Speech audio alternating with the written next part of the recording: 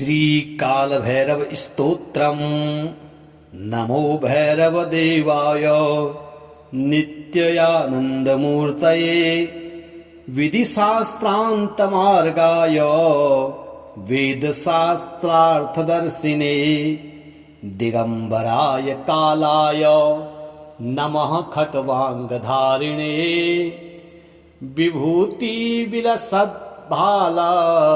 नेत्रायार्धेन्दुमालने कुमार प्रभवे तुभ्यं बटुकाय महात्मने नमो चिन्त्य प्रभावाय त्रिशूलायुधधारिणे नमः खड्गमहाधार रतत्रैलोक्यभीतये पूरित विश्वविश्वाय विश्वपालाय ते नमः भूतावासाय भूताय भूतानां पतये नमः अष्टमूर्ते नमस्तुभ्यं कालकालाय ते नमः कं कालायाति घोराय क्षेत्रपालाय कामिने कलाकाष्ठादिरूपाय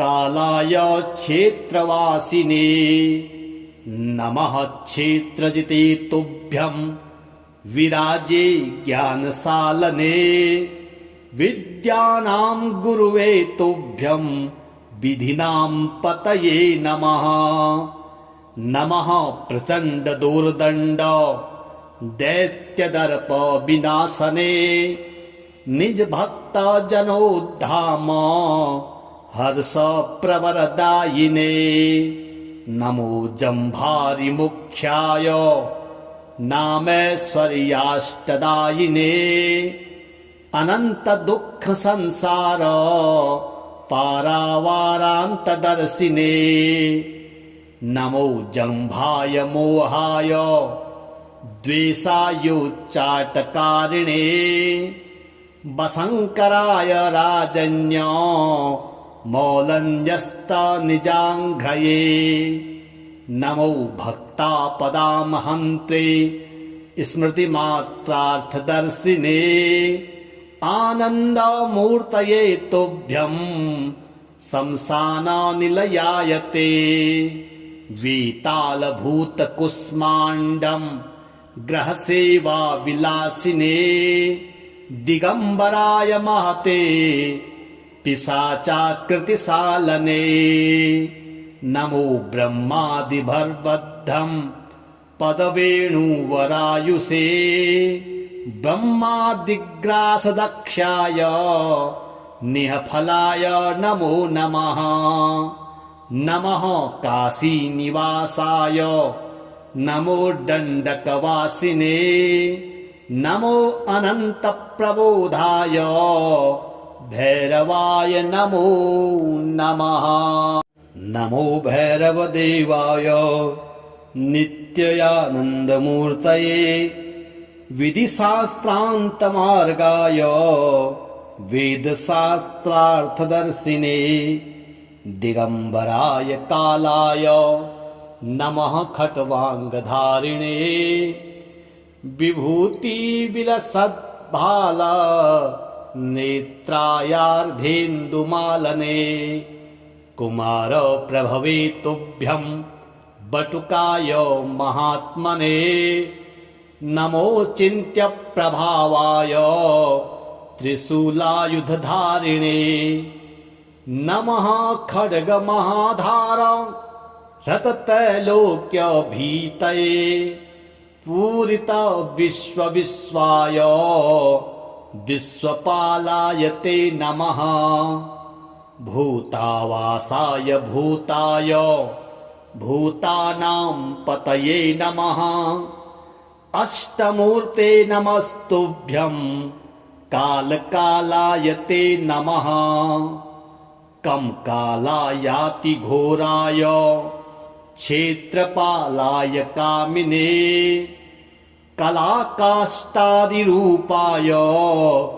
कालाय क्षेत्रवासिने नमः क्षेत्रजिते तुभ्यं विराजे ज्ञानसालने विद्यानां गुरुवे तुभ्यं विधिनां पतये नमः नमः प्रचण्ड दोर्दण्ड दैत्यदर्प विनाशने निज भक्त जनोद्धाम हर्ष प्रवरदायिने नमो जम्भारि मुख्याय नामैश्वर्याष्टदायिने अनंत दुख संसार पारावारांतदर्शिने नमो जम्भाय मोहाय द्वेषायोच्चाटकारिणे वशंकराय राजन्य मौलन्यस्तनिजाङ्घ्रये नमो भक्तापदामहन्त्रे स्मृतिमात्रार्थदर्शिने आनन्दमूर्तये तुभ्यं शंसाननिलयायते वेतालभूतकुष्माण्डं ग्रहसेवा विलासिने दिगंबराय महते पिशाचाकृतिशालने नमो ब्रह्मादिभर्वद्धं पदवेणुवरायुषे ब्रह्मादिग्रासदक्षाय निःफलाय नमो नमः नमः काशीनिवासाय नमो दण्डकवासिने नमो अनन्तप्रबोधाय भैरवाय नमो नमः नमो भैरवदेवाय नित्यानन्दमूर्तये विधिशास्त्रान्तमार्गाय वेदशास्त्रार्थदर्शिने दिगंबराय कालाय नमः खट्वांगधारिणे विभूतिविलसद्भाल नेत्रायार्धेन्दुमालने कुमारप्रभवे तुभ्यं बटुकाय महात्मने नमो चिन्त्यप्रभावाय त्रिशूलायुधधारिणे नमः खड्गमहाधार शतत्रैलोक्यभीतये पूरित विश्वविश्वाय विश्वपालाय ते नमः भूतावासाय भूताय भूतानां पतये नमः अष्टमूर्ते नमस्तुभ्यं कालकालाय ते नमः कंकालायाति घोराय क्षेत्रपालाय कामिने कलाकाष्ठादिरूपाय कालाय क्षेत्रवासिने नमः क्षेत्रजिते तुभ्यं विराजे ज्ञानसालने विद्यानां गुरुवे तुभ्यं विधिनां पतये नमः नमः प्रचण्ड दोर्दण्ड दैत्यदर्प विनाशने निज भक्त जनोद्धाम हर्ष प्रवरदायिने नमो जम्भारि मुख्याय नामैश्वर्याष्टदायिने अनंत दुख संसार पारावारांतदर्शिने नमो जम्भाय मोहाय द्वेषायोच्चाटकारिणे वशंकराय राजन्य मौलन्यस्तनिजाङ्घ्रये नमो भक्तापदामहन्त्रे स्मृतिमात्रार्थदर्शिने आनन्दमूर्तये तुभ्यं शंसाननिलयायते वेतालभूतकुष्माण्डं ग्रहसेवा विलासिने दिगंबराय महते पिशाचाकृतिशालने नमो ब्रह्मादिभर्वद्धं पदवेणुवरायुषे ब्रह्मादिग्रासदक्षाय निःफलाय नमो नमः।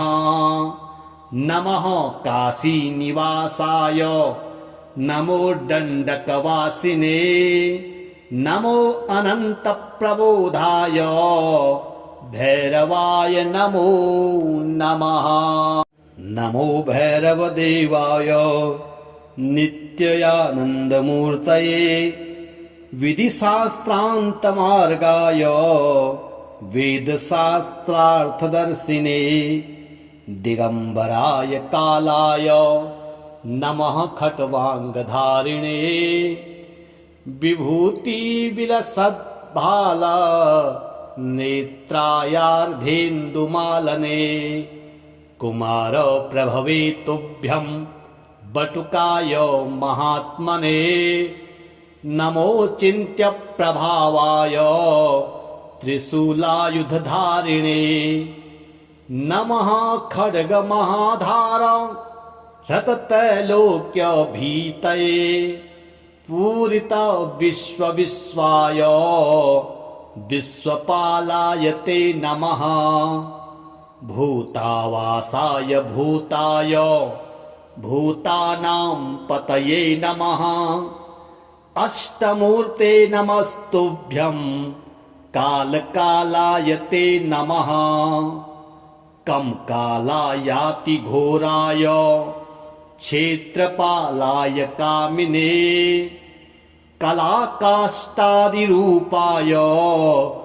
कालाय क्षेत्रवासिने नमः। क्षेत्रजिते तुभ्यं विराजे ज्ञानशालने विद्यानां गुरुवे तुभ्यं विधिनां पतये नमः।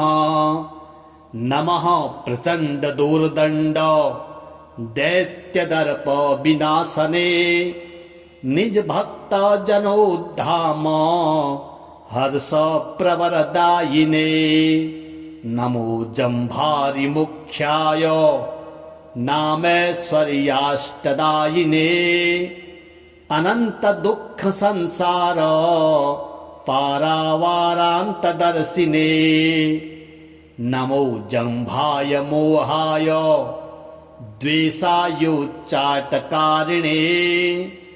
वशङ्कराय राजन्य मौलन्यस्तनिजाङ्घ्रये नमो भक्तापदामहन्त्रे स्मृतिमात्रार्थदर्शिने आनन्दमूर्तये तुभ्यं शमशाननिलयाय ते वेतालभूतकुष्माण्डं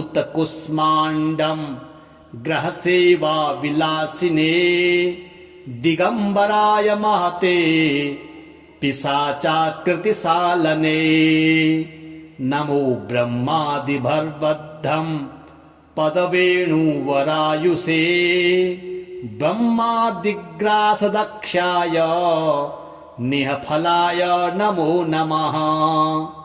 नमः काशीनिवासाय नमो दण्डकवासिने नमो अनन्तप्रबोधाय भैरवाय नमो नमः।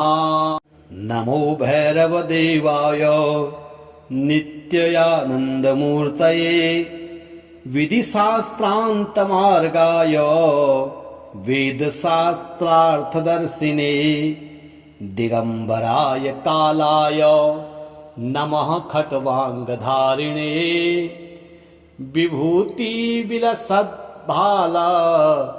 नेत्रायार्धेन्दुमालने कुमारप्रभवे तुभ्यं बटुकाय महात्मने नमो चिन्त्यप्रभावाय त्रिशूलायुधधारिणे नमः खड्गमहाधार शतत्रैलोक्यभीतये पूरित विश्वविश्वाय विश्वपालाय ते नमः।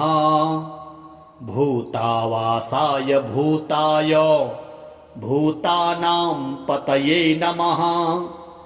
अष्टमूर्ते नमस्तुभ्यं कालकालाय ते नमः कं कालायाति घोराय क्षेत्रपालाय कामिने कलाकाष्ठादिरूपाय कालाय क्षेत्रवासिने नमः क्षेत्रजिते तुभ्यं विराजे ज्ञानसालने विद्यानां गुरुवे तुभ्यं विधिनां पतये नमः नमः प्रचण्ड दोर्दण्ड दैत्यदर्प विनाशने निज भक्त जनोद्धाम हर्ष प्रवरदायिने नमो जम्भारि मुख्याय नामैश्वर्याष्टदायिने अनंत दुख संसार पारावारांतदर्शिने नमो जम्भाय मोहाय द्वेषायोच्चाटकारिणे वशंकराय राजन्य मौलन्यस्तनिजाङ्घ्रये नमो भक्तापदामहन्त्रे स्मृतिमात्रार्थदर्शिने आनन्दमूर्तये तुभ्यं शंसानानिलयायते द्वितालभूतकुष्माण्डं ग्रहसेवा विलासिने दिगंबराय महते पिशाचाकृतिसालने नमो ब्रह्मादिभर्वद्धं पदवेणुवरायुषे ब्रह्मादिग्रासदक्षाय निहफलाय नमो नमः नमः काशीनिवासाय नमो दण्डकवासिने नमो अनन्तप्रबोधाय भैरवाय नमो नमः नमो भैरवदेवाय नित्यानन्दमूर्तये विधिशास्त्रान्तमार्गाय वेदशास्त्रार्थदर्शिने दिगंबराय कालाय नमः खट्वांगधारिणे विभूतिविलसद्भाल नेत्रायार्धेन्दुमालने कुमार प्रभवे तुभ्यं बटुकाय महात्मने नमो चिन्त्य प्रभावाय त्रिशूलायुधधारिणे नमः खड्गमहाधार रतत्रैलोक्यभीतये पूरित विश्वविश्वाय विश्वपालाय ते नमः भूतावासाय भूताय भूतानां पतये नमः अष्टमूर्ते नमस्तुभ्यं कालकालाय ते नमः कं कालायाति घोराय क्षेत्रपालाय कामिने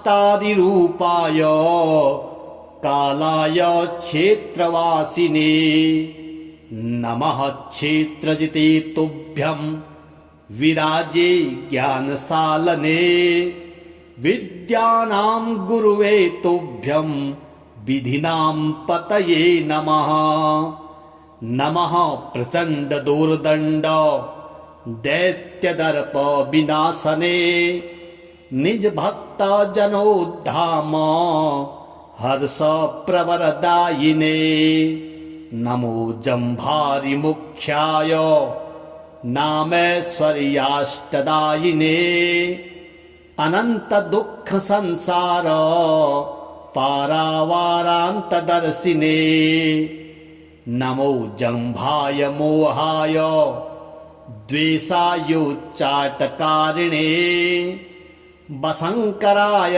राजन्य मौलन्यस्तनिजाङ्घ्रये नमो भक्तापदामहन्त्रे स्मृतिमात्रार्थदर्शिने आनन्दमूर्तये तुभ्यं शमशानानिलयायते वेतालभूतकुष्माण्डं ग्रहसेवा विलासिने दिगंबराय महते पिशाचाकृतिशालने नमो ब्रह्मादिभर्वद्धं पदवेणुवरायुषे ब्रह्मादिग्रासदक्षाय निःफलाय नमो नमः। नमः काशीनिवासाय नमो दण्डकवासिने नमो अनन्तप्रबोधाय भैरवाय नमो नमः। नमो भैरवदेवाय नित्यानन्दमूर्तये विधिशास्त्रान्तमार्गाय वेदशास्त्रार्थदर्शिने दिगंबराय कालाय नमः खट्वांगधारिणे विभूतिविलसद्भाल नेत्रायार्धेन्दुमालने कुमारप्रभवे तुभ्यं बटुकाय महात्मने नमो चिन्त्यप्रभावाय त्रिशूलायुधधारिणे नमः खड्गमहाधार शतत्रैलोक्यभीतये पूरित विश्वविश्वाय विश्वपालाय ते नमः। भूतावासाय भूताय भूतानां पतये नमः। अष्टमूर्ते नमस्तुभ्यं कालकालाय ते नमः। कंकालायाति घोराय क्षेत्रपालाय कामिने कलाकाष्ठादिरूपाय कालाय क्षेत्रवासिने नमः। क्षेत्रजिते तुभ्यं विराजे ज्ञानशालने विद्यानां गुरुवे तुभ्यं विधिनां पतये नमः। नमः प्रचण्ड दोर्दण्ड दैत्यदर्प विनाशने निज भक्त जनोद्धाम हर्ष प्रवरदायिने नमो जम्भारि मुख्याय नामैश्वर्याष्टदायिने अनंत दुख संसार पारावारान्तदर्शिने नमो जम्भाय मोहाय द्वेषायोच्चाटकारिणे वशङ्कराय राजन्य मौलन्यस्तनिजाङ्घ्रये नमो भक्तापदामहन्त्रे स्मृतिमात्रार्थदर्शिने आनन्दमूर्तये तुभ्यं शमशानानिलयाय ते वेतालभूतकुष्माण्डं ग्रहसेवा विलासिने दिगंबराय महते पिशाचाकृतिशालने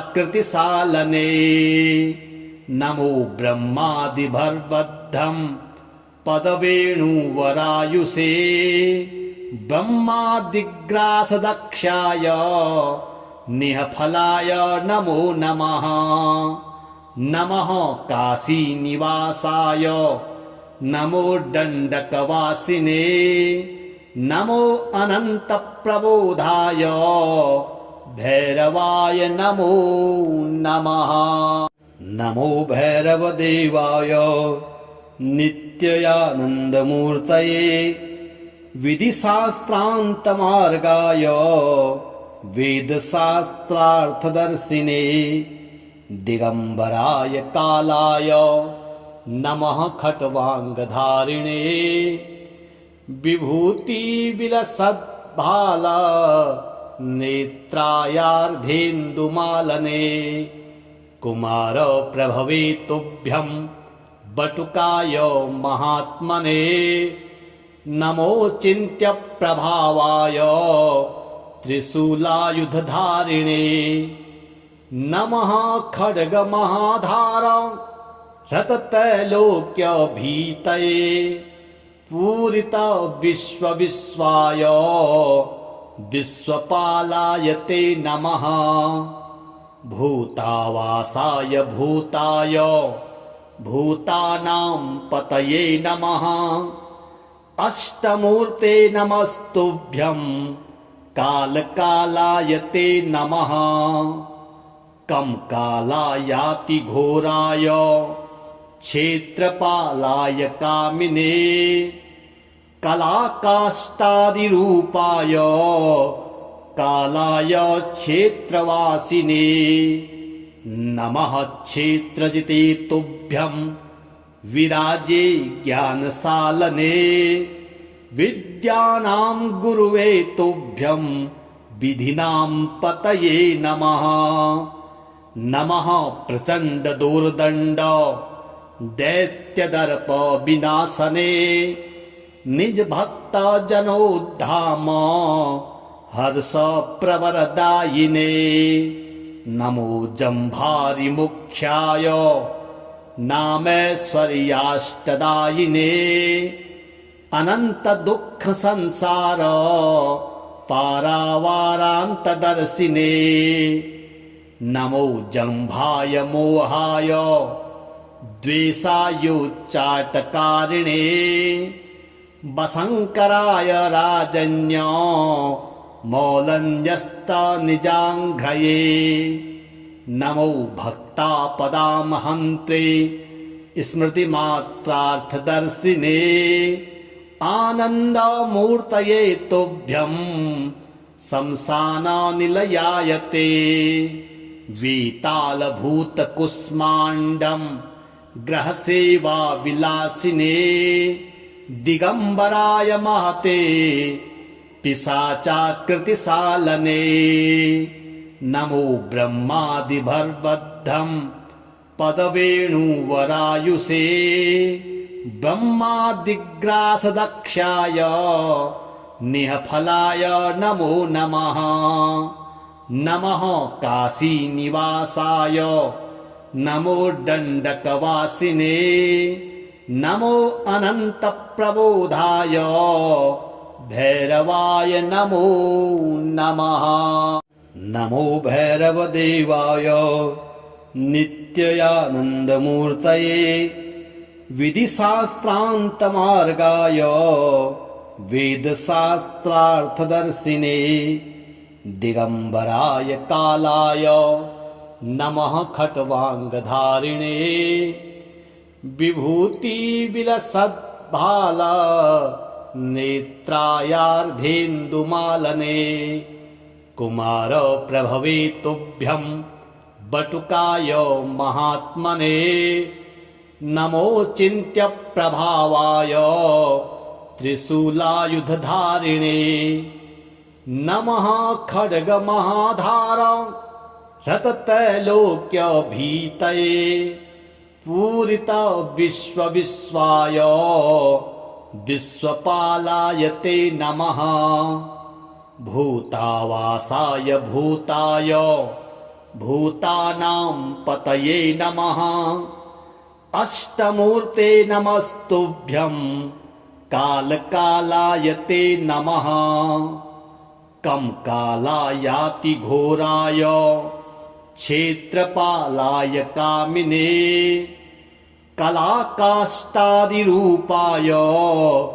कालाय क्षेत्रवासिने नमः। क्षेत्रजिते तुभ्यं विराजे ज्ञानसालने विद्यानां गुरुवे तुभ्यं विधिनां पतये नमः।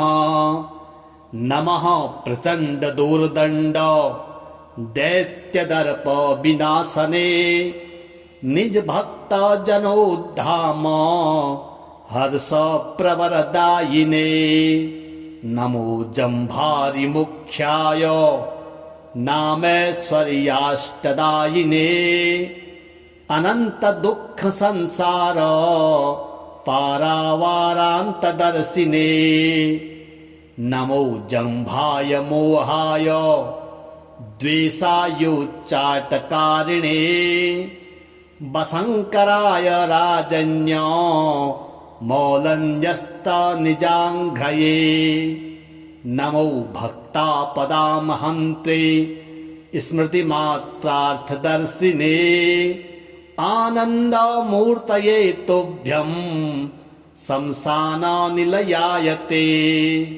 द्वितालभूतकुष्माण्डं ग्रहसेवा विलासिने दिगम्बराय महते पिशाचाकृतिशालने